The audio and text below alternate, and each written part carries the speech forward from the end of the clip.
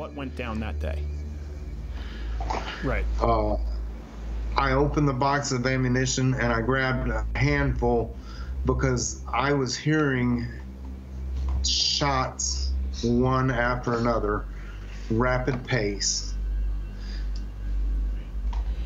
And I just grabbed a handful and I started loading a magazine and I started out the door. Yes. Okay. So, but my daughter she is a great girl, and she's actually I started training all my kids when they were 8 years old. They were NRA distinguished experts. Wow. Okay. So they know their way around I was firearms. 8 years old. They were NRA distinguished experts. Wow.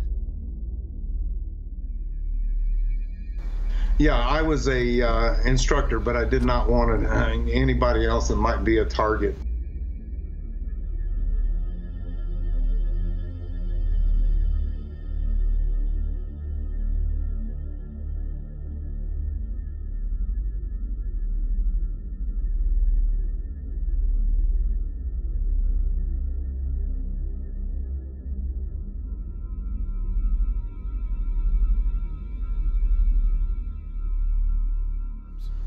Yeah, I was a instructor, but I did not want anybody else that might be a target. Every time I heard a shot, I was thinking that was assigned to someone else.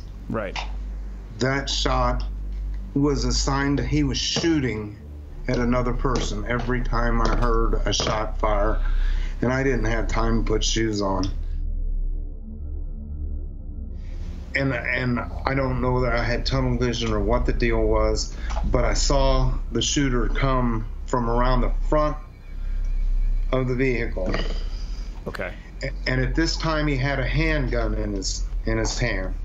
And I didn't know, but my daughter said that it had an AR-15, but when I saw him, he had a handgun. Okay.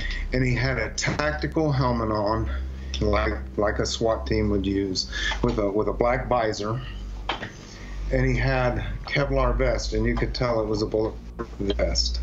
He had that on. And you know, I'm a Christian. Sure. And I believe at that point, and maybe this sounds a little off, just some of your viewers that aren't Christians, I believe the Holy Spirit was on me, because I had the presence of mind to look at what was going on. And as we exchanged fire, I noticed that the side was one of those tactical vests that Velcros across. I noticed that the side was one of those tactical vests that Velcros across, meaning he has Kevlar in the front, Kevlar in the back, nothing in the side. How far away was he at this point, for context, would you say? 20 yards. Okay, so 20 yards, so you can see that clearly, and someone like you is trained with firearms, 20 yards is well within what you would practice with. See that clearly, and someone like you is trained with firearms, 20 yards is well within what you would practice with. I had a AR-15 with an EOTech on it. I had a AR-15 with an EOTech on it. Sure. And I trained at 20 yards. That's no real great, amazing shot. I shot between the two Kevlar plates.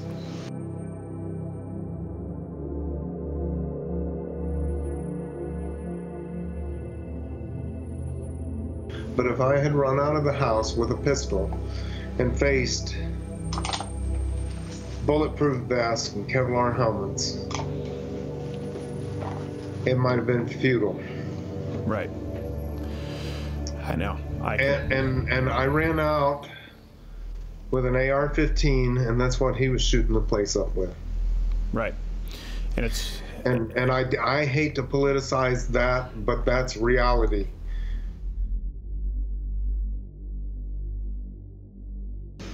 Well, that is a great shot with the not to just heap praise, because I know everyone else will, but to have that frame of mind and, like you said, that foresight.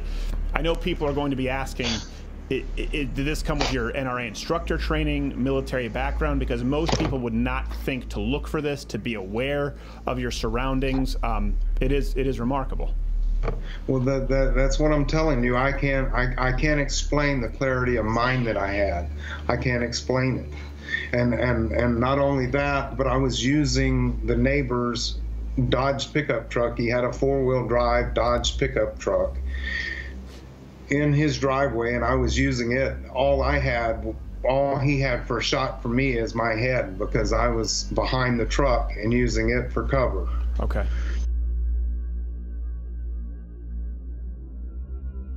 They said he had multiple firearms in the vehicle and lots of ammunition.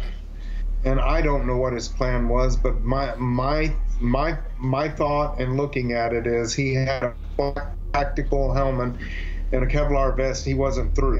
He had a black tactical helmet and a Kevlar vest he wasn't through. Yeah. And there was the River Oaks Baptist Church in the same direction that he left. Yeah. And there was the River Oaks Baptist Church in the same direction that he left. Right. Yeah. I'm by no means saying that that's where he was going, but they were in the middle of Sunday morning services too. Yeah. Well, it doesn't seem like a getaway. A guy who keeps his car running and has, several more weapons and ammunition. That's not someone who's just looking to get out of Dodge.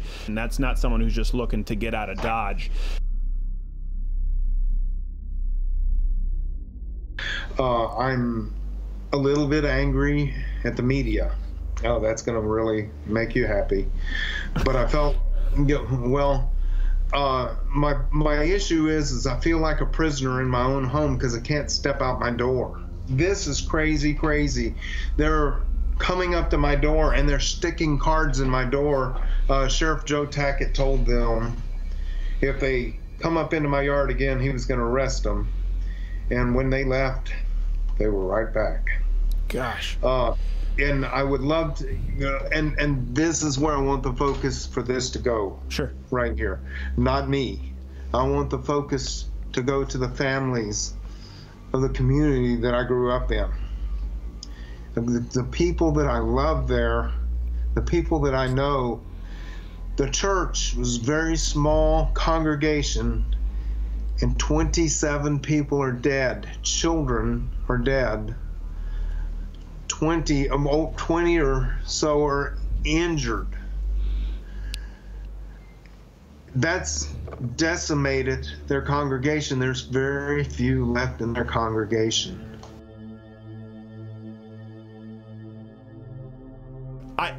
Here's the thing. I think a lot of people who don't know anything about firearms and don't know anything about small towns and don't know anything about police response times, they think that it's a yahoo out there looking for a bar fight. And someone like you who is willing to admit that you were terrified, as anyone would be, and was clearly acting selflessly. This is not how the media has portrayed, by the way, even pro-gun media, good guys with guns, right? It's often tactical and it's often seen as people who are ultra-trained. I want there to be millions, as many millions of people like you out there. I don't want the guy who just has an arsenal and the tattoos and trained. I want there to be millions of people who are able to defend themselves and their neighbors with firearms. Did you have any second thoughts? What was running through your head right then? Nothing. Get him. Why? Because that's what you do. You chase the bad guy.